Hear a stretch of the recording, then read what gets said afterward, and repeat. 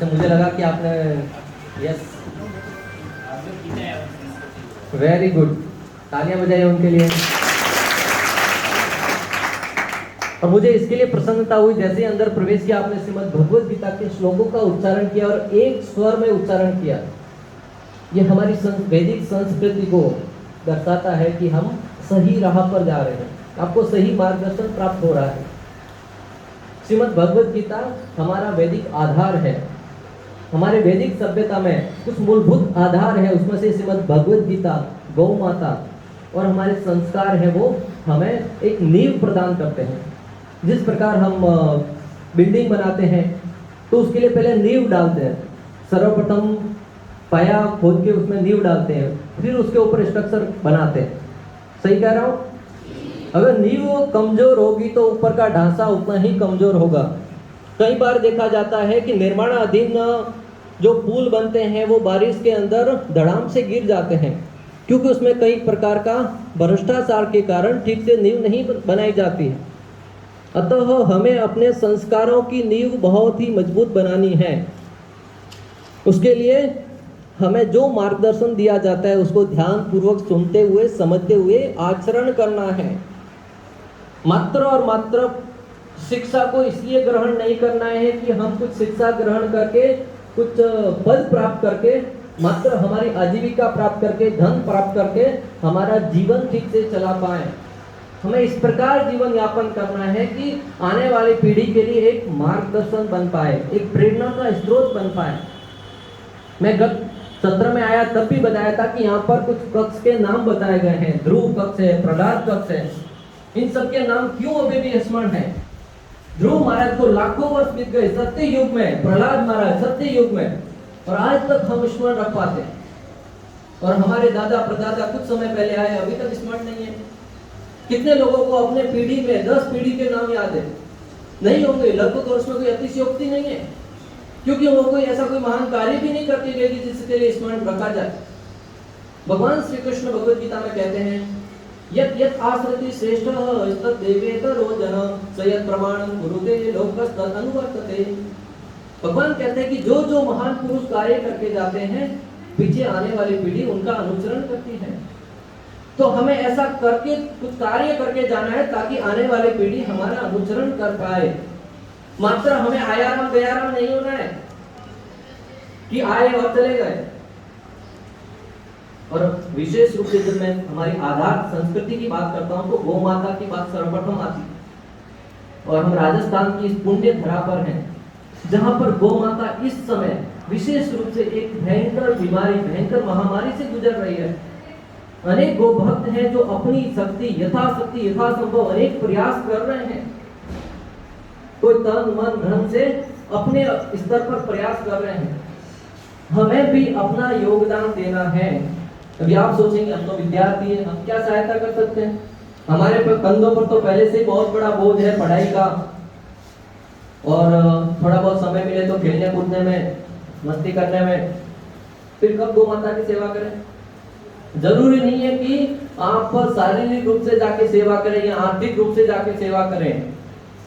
अगर कोई व्यक्ति ठान ले कि मुझे वहां पर अपना कुछ समय देना है, तो आप ये न के न प्रकारेण सेवा कर सकते हैं, क्योंकि गौ माता हमारी राष्ट्रीय धरोहर है और वो सेवा का भाव प्रार्थना के रूप में भी हो सकता है। जब भी इस धराधाम पर अनेक आतताइयों द्वारा कोई न कोई संकट आया है, तब ये पृथ्वी देवी गौ माता का रूप लेकर ब्रह्मा जी के पास जाती है और ब्रह्मा जी से निवेदन करती है कि मेरी रक्षा करो। तब ब्रह्मा जी सारे देवताओं को लेके भगवान श्री विष्णु के पास जाते हैं। हालांकि अकेले ब्रह्मा जी जाए तब भी प्रार्थना कर सकते हैं, परंतु सारे देवताओं को साथ लेके आने का क्या अर्थ बनता है? जब संतों के सामने ये प्रश्न पूछा जाता है तो आचार्यगण समझाते हैं कि सामूहिक प्रार्थना में एक बल होता है। एक व्यक्ति प्रार्थना करेगा और अनेक लोग प्रार्थना करेंगे, उसमें विशेष बल होता है। आपने देखा होगा कहीं धरना देते हैं सरकार के सामने, अपनी कोई मांगे मनवानी हो, तभी अनेक ज्यादा भीड़ एकत्रित करते हैं कि नहीं? एकत्रित करते हैं। जब इस जगत के किसी व्यक्ति विशेष के सामने अपनी मांगे मनवानी हो जो कि भौतिक जगत से संबंधित हो, उसके लिए भीड़ की आवश्यकता है, अधिक जनसंख्या की आवश्यकता है, संख्या बल की आवश्यकता है। तो फिर परम ईश्वर, परम स्वामी, जगत के नाथ, उनके सामने अगर हमारी मांगे मनवानी है तो जितनी अधिक संख्या में हम प्रार्थना हृदय के भाव से प्रार्थना करेंगे उतनी अधिक जल्दी भगवान हमारी प्रार्थना सुनेंगे।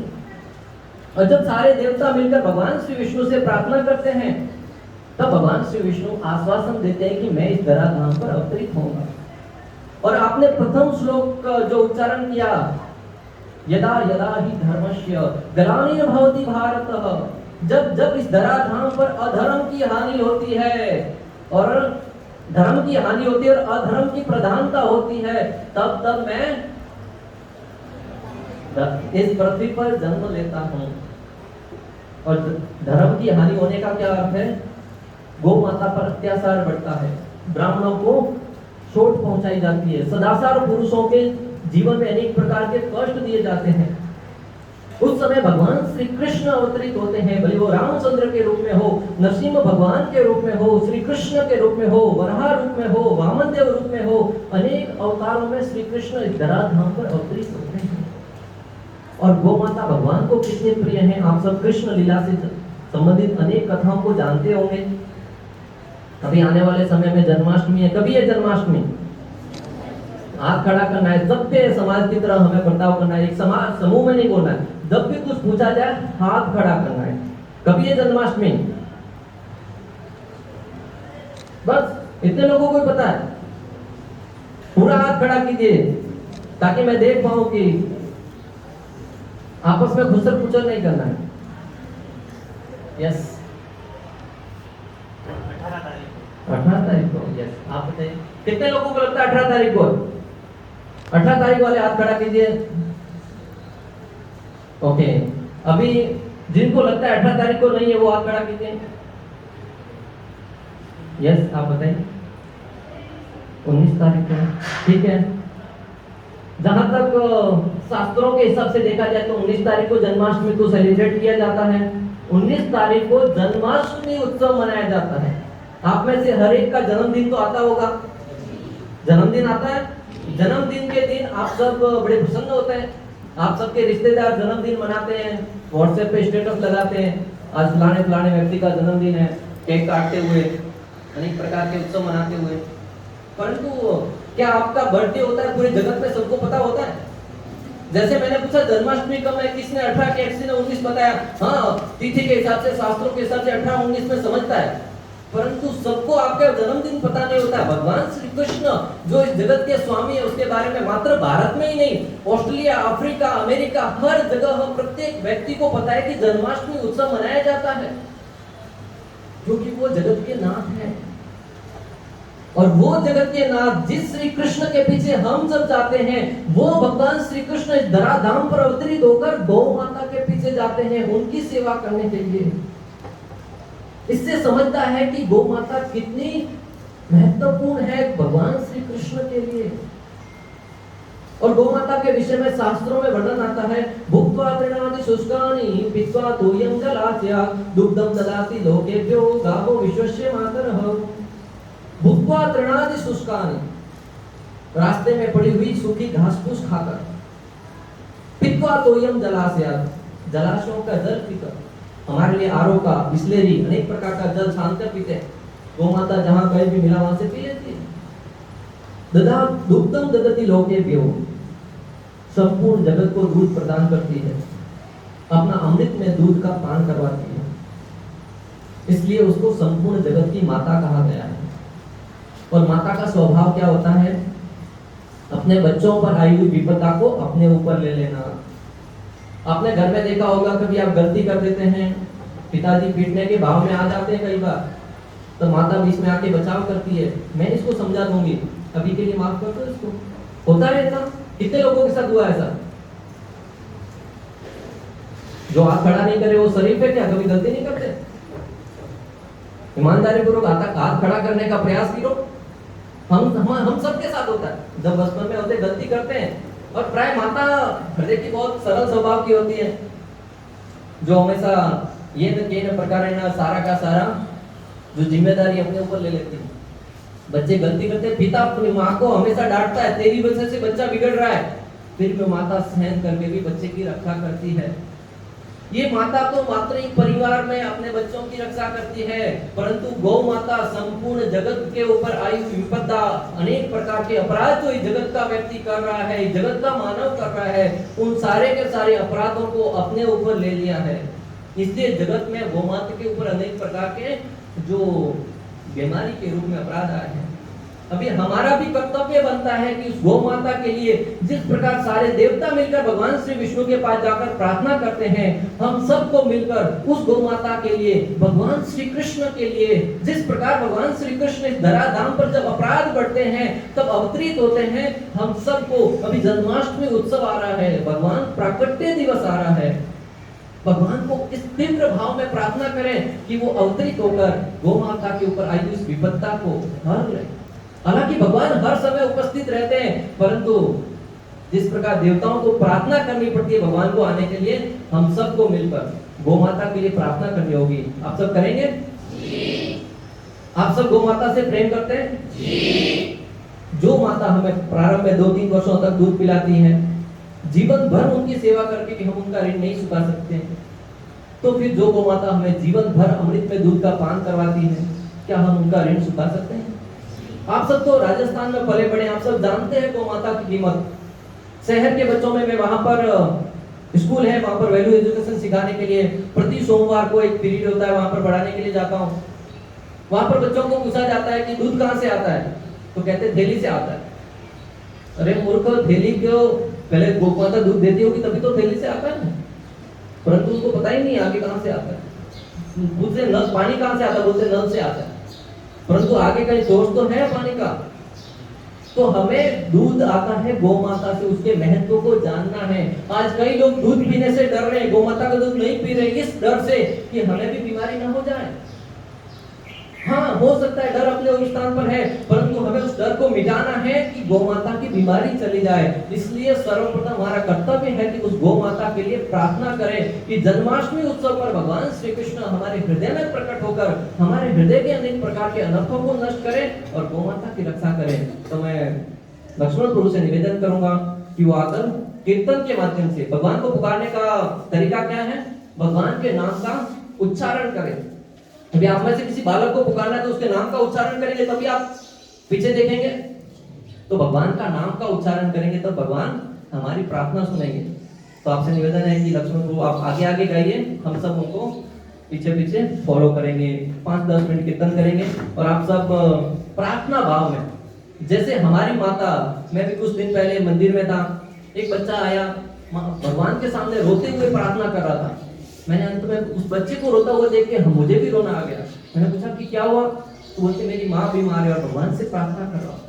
तो हम सबको इस भाव में प्रार्थना करनी है कि हमारी माता बीमार है और उसके लिए हम क्या कर सकते हैं। हमारे परम पिता परमेश्वर श्री कृष्ण से प्रार्थना भाव में प्रार्थना कीजिए। आप सबसे निवेदन है, हम आपसे भीख मांगते हैं कि गौ माता के लिए प्रार्थना कीजिए और जब भगवान आपकी प्रार्थना सुनेंगे, आप नन्हे नन्हे बालक हैं, निश्चित रूप से भगवान आपकी प्रार्थना सुनेंगे, क्योंकि बालक हृदय के सरल होते हैं, स्वभाव के सरल होते हैं। इसलिए इस शब्दों के साथ मैं आपसे निवेदन करूंगा कि दोनों हाथ जोड़कर भगवान से प्रार्थना भाव में कीर्तन कीजिए। हरे कृष्ण हरे कृष्ण।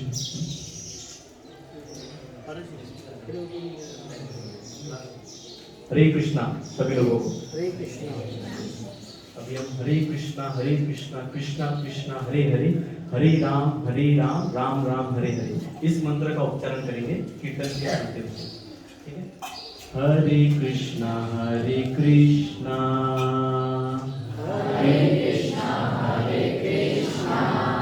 कृष्णा कृष्णा हरे हरे, हरे रामो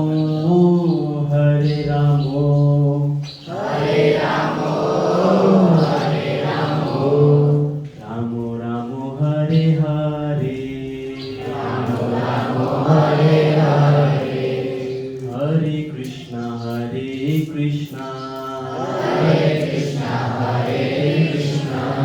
कृष्णा कृष्णा हरे हरे, हरे रामो रामो रामो हरे हरे, हरे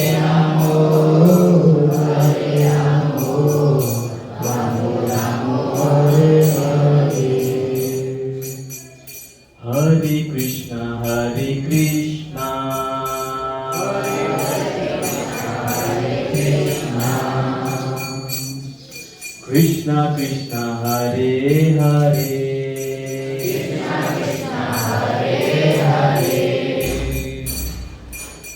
Hare Ramo Ramo Ramo Hare Hare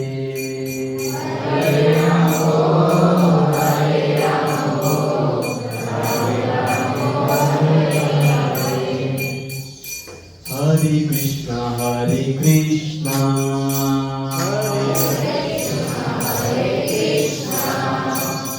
Krishna Krishna Hare Hare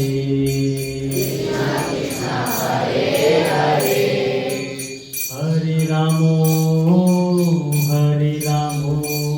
Ramo Ramo Hare Hare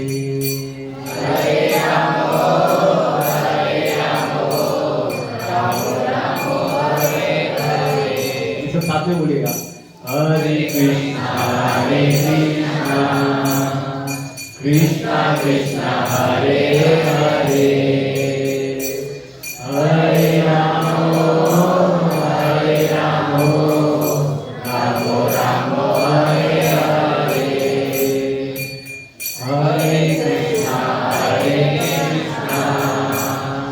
Krishna Krishna Hare Hare Hare Ram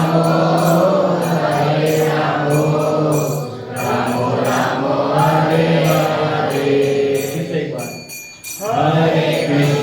हरे कृष्णा कृष्णा कृष्णा हरे हरे हरे राम राम राम हरे हरे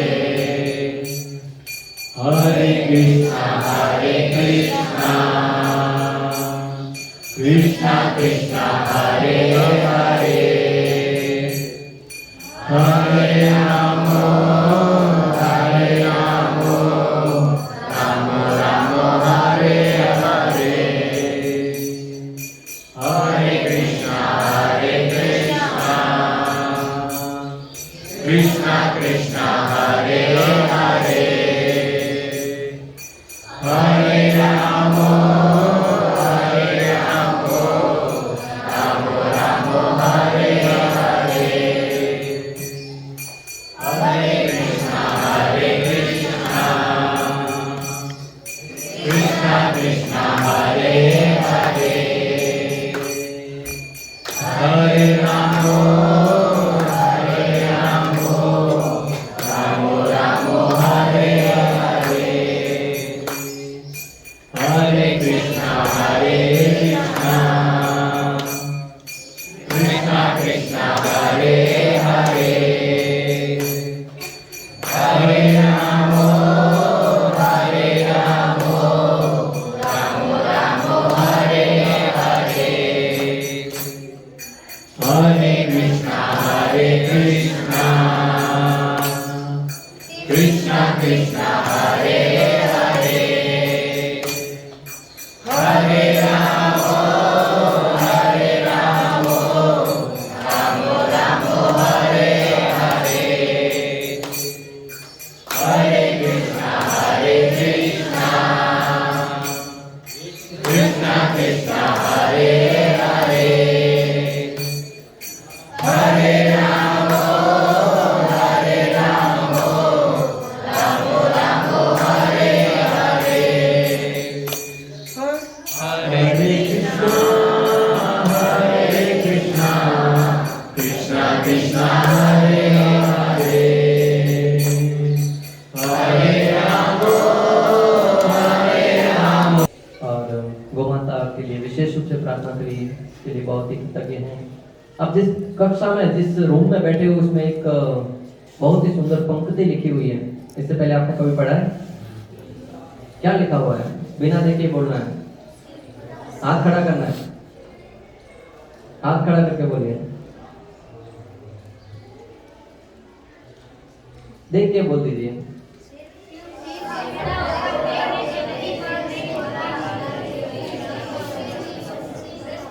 हाँ, इसको अभी कौन समझाएगा खड़ा होकर मुझे? इसका अर्थ क्या है?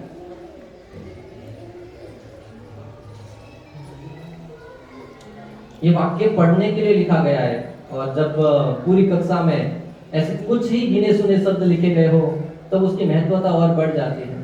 क्योंकि जब हम प्राय सार्वजनिक जगह पे जाते हैं, ऐसे अमोल वचन बहुत लिखे जाते हैं, लोग पढ़ते भी हैं, परंतु उसके सार को नहीं समझ पाते। अब देखेंगे कई जगह भजन चलते हैं, उसमें बहुत सारे सुंदर सुंदर भजन बोले जाते हैं जिसका बहुत ही गहरा अर्थ होता है, परंतु बोलने वाले उसका पालन नहीं कर पाते हैं। भजन बोलने के बाद बोलते लाइए एक बीड़ी लाइए, लाइए कुछ तंबाकू लाइए, और उस भजन में बोला गया कि नशे से दूर रहना है। उस भजन में बोला गया कि हरि नाम का नशा कीजिए, हरि नाम का रसपान कीजिए, और उस भजन के बाद बीड़ी लाते हैं, सिगरेट और तंबाकू इन सब का सेवन करते हैं। इसका मैं उन सब की बुराई नहीं कर रहा हूँ, मैं आपको इस सेंटेंस का अर्थ समझने का प्रयास कर रहा हूँ। जहां भी जाए, जहां भी जो सेंटेंस लिखा उसका अर्थ समझने का प्रयास कीजिए। अगर समझने में न आए, ये जो अध्यापक बैठे ना, ये सब आपका मार्गदर्शन करने के लिए बैठे, इन सब का सदुपयोग कीजिए। यहाँ पर आते हैं, इतना समय निकाल कर, इतनी बारिश में भी आप सब आए, आपके इस साहस की प्रशंसा करता हूँ, परंतु यहाँ आने के बाद भी उसका सदुपयोग करना, ये आपकी बुद्धिमत्ता के दर्शाता है। यहाँ पे आने के बाद सिर्फ इधर उधर की बातें करके, यहाँ पे वो हो गया, उधर इतना बारिश हुआ, तुमने खेत में क्या बोया, मैंने क्या बोया, वो आपके पिताजी कर रहे हैं, उसकी चर्चा करने की आवश्यकता नहीं है। हमें भविष्य में क्या करना है उसकी चर्चा कीजिए। जो कोई ओलंपिक जीतता है ना, वो मात्र घर में सोते रहने से ओलंपिक नहीं जीतता बच्चों। स्वप्न में भी उसको वो चलता रहता है, उसके लिए अथक प्रयास करता है, अपनी क्षमता से बाहर निकलकर प्रयास करता है, तब जाके पूरे विश्व में कुछ गोल्ड मेडल निकल कर आता है उसके, और तब उसको टीवी पर हम सब देख के उसकी प्रशंसा करते हैं। हमारा सीना गर्व से चौड़ा हो जाता है कि भारत देश का बालक, और जब भारत में भी राजस्थान का बालक कुछ कर गुजरे तो हमें सीना चौड़ा हो जाता है गर्व से। हमें उस भीड़ में से नहीं बनना है, हम उस एक बालक में से बनना है कि हमारी वजह से हमारे स्कूल का, हमारे गांव का, हमारे राज्य का, हमारे देश का नाम रोशन हो। अभी आ रहे थे तब बाहर चाणक्य स्कूल का एक बालक 92% प्राप्त किया, एक पुरोहित बालक था, दिलीप नाम था शायद, तो क्या नाम था? दिलीप नाम था, बराबर। क्यों? मुझे आप सबके नाम तो याद नहीं है, एक ही बालक का नाम ही क्यों है? क्योंकि उन्होंने वो मुकाम हासिल किया है। मात्र पढ़ाई में नहीं, हर एक बालक के अंदर अलग अलग गुण होते हैं। कोई पढ़ाई में श्रेष्ठ होगा, कोई खेल कूद में श्रेष्ठ होगा, किसी के अंदर कोई और गुणवत्ता होगी। हमें अपने अंदर के गुण को जानना है और उसके ऊपर कार्य करना है। बीता हुआ समय वापस नहीं आएगा लौट के। बाकी सारी की सारी वस्तु बाजार में किलो के भाव से मिल जाएगी। समय, इसके बारे में जितना बोला जाए उतना कम है।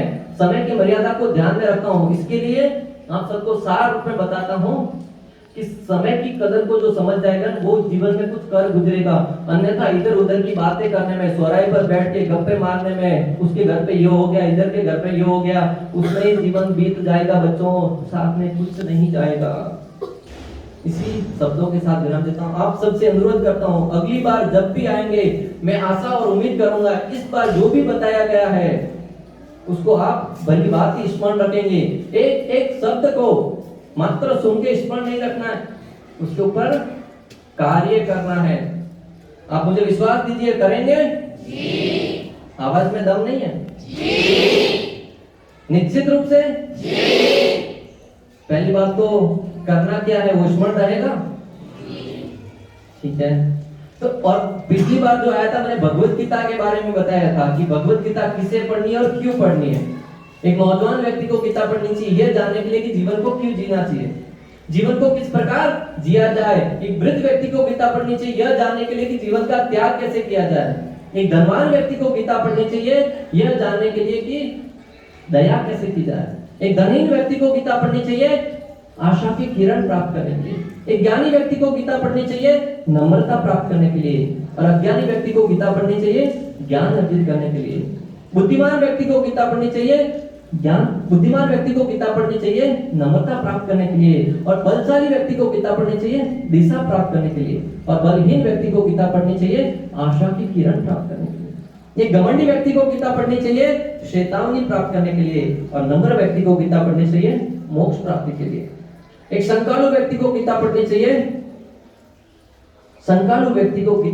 चाहिए अपनी शंकाओं का निवारण करने के लिए, और प्रत्येक व्यक्ति को श्रीमद् भगवत गीता का अध्ययन करना चाहिए, भले वो स्त्री हो, पुरुष हो, नौजवान हो, वृद्ध हो।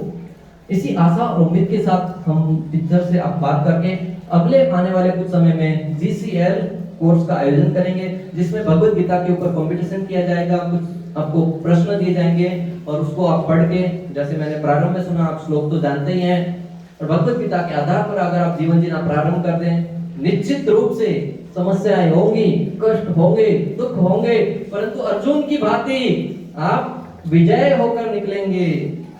इसी आशा और उम्मीद के साथ आपसे हम विदा चाहते हैं और आपसे एक अगर निवेदन करते हैं कि अगले सत्र में मिलेंगे, तब उम्मीद करते हैं कि निश्चित रूप से आप हमें पॉजिटिव रिस्पॉन्स के साथ आदान प्रदान करते हैं। हरे कृष्ण।